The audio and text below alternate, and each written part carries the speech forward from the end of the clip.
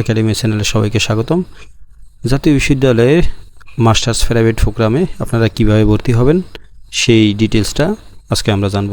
কেউ যদি masters regular প্রোগ্রামে ভর্তি না হয়ে থাকেন অথবা জানেন না অথবা চান্স পাননি, তাদের জন্য হচ্ছে মাস্টার্স প্রাইভেট প্রোগ্রাম।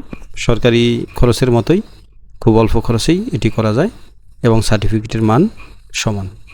ঠিক আছে, তো কি 24 সালের মাস্টার্স জাতীয় বিশ্ববিদ্যালয় অধিভুক্ত ও নির্বাচিত কলেজ সময়ে 24 সালের মাস্টার্স অর্থাৎ প্রাইভেট প্রোগ্রামে অনলাইন রেজিস্ট্রেশন আবেদন 1 জুলাই বিকাল 4টা থেকে শুরু করে 19 জুলাই 26 রাত 12টা পর্যন্ত চলবে।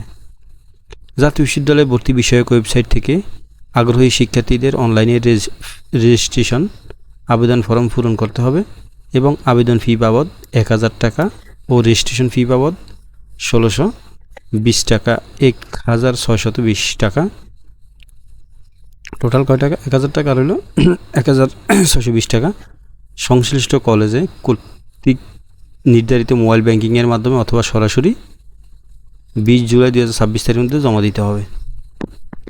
আবেদনের যোগ্যতাটা কী কী চাওয়া হয়েছে? জাতীয় বিশ্ববিদ্যালয়ের অধীনে 2013 সাল থেকে 2023 সাল পর্যন্ত 4 বছর মেয়াদি স্নাতক সম্মান পরীক্ষা সনাতন পদ্ধতিতে 45% নম্বর এবং ক্রেডিট পদ্ধতিতে ন্যূনতম সিজিপিএ 2.25 প্রাপ্ত শিক্ষার্থীরা রেজিস্ট্রেশন কার্যক্রমে আবেদন করতে পারবে। তবে 4 বছর মেয়াদি স্নাতক সম্মান পরীক্ষায় ফার্স্ট ডিগ্রি প্রাপ্ত কোনো শিক্ষার্থী এই রেজিস্ট্রেশন কার্যক্রমে আবেদন করতে পারবে না। ঠিক আছে, অর্থাৎ কী হচ্ছে 4 বছর মেয়াদি যদি কেউ ডিগ্রি করে বা অনার্স করে থাকেন তাহলে এই পরীক্ষা কী করতে পারবেন না, আবেদন করতে পারবেন না। তো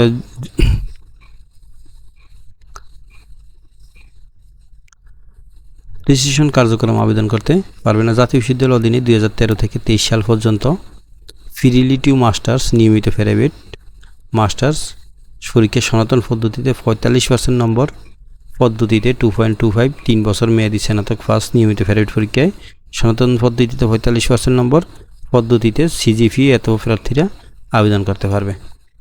ঠিক আছে, কারা আবেদন করতে পারবে না? তাহলে দেখা গেল কি যারা মূলত 4 বছর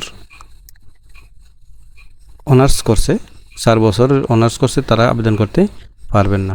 আবেদন করতে পারবে কি যারা ফিলিটিউ মাস্টার্স করেছে, হ্যাঁ ফিলিটি আপনার ডিগ্রি ফার্স্ট কোর্সের পরে একটা ফিলিট হয়, তারা আবেদন করতে পারবে। আবেদনের যোগ্যতা পূরণ করলে আচ্ছা এটা দরকার নেই, এটা কারাবন্দীগণ সেটা হলো, এটাও আমাদের তেমন জানার দরকার নেই। অনলাইনে রেজিস্ট্রেশন আবেদন নিয়মাবলী।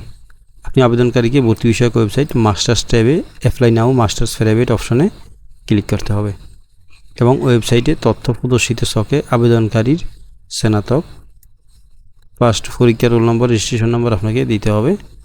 দিলে আপনি কীভাবে পূরণ করবেন সব তথ্য এখানে দেওয়া আছে। তারপর আবেদন ফি কী করতে হবে? 1000 টাকা, রেজিস্ট্রেশন ফি বাবদ এত টাকা।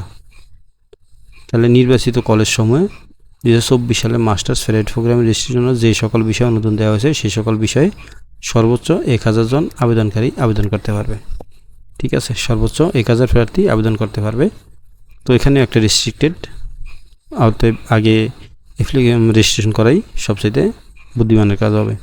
তাহলে অনলাইনে আবেদন ফর্ম পূরণ এবং প্রিন্ট কপি সংগ্রহ তারিখ হলে অর্থাৎ 1 তারিখ থেকে আপনাকে করতে হবে। 1 তারিখ থেকে আপনি 19 তারিখ পর্যন্ত অনলাইনে আবেদন করতে পারবেন এবং কলেজে কর্তৃপক্ষ আপনি 2 তারিখ থেকে 20 তারিখ পর্যন্ত আপনি কি করতে পারবেন, কলেজে আপনি আপনার রেজিস্ট্রেশনের টাকা জমা দিতে পারবেন। কলেজ কর্তৃক আবেদন নিশ্চয়ন করবে আপনার 21 তারিখের মধ্যে।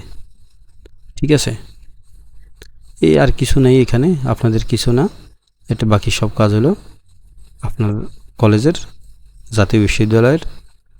দেখেন যারা ভর্তি হয় তারা মূলত বিরতি বা 3 শিক্ষাবর্ষের মধ্যে আপনাকে এটি কলম কমপ্লিট করতে হবে, অর্থাৎ 3 বার আপনি পরীক্ষা দেওয়ার সুযোগ পাবেন। 3 বছর পর্যন্ত আপনার রেজিস্ট্রেশনের মেয়াদ থাকবে।